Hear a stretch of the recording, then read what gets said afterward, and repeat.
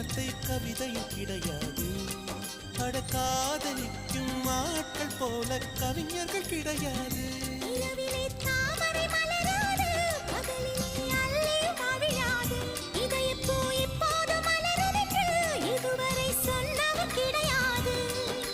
ராஜ்மோகினி Rambha Rambha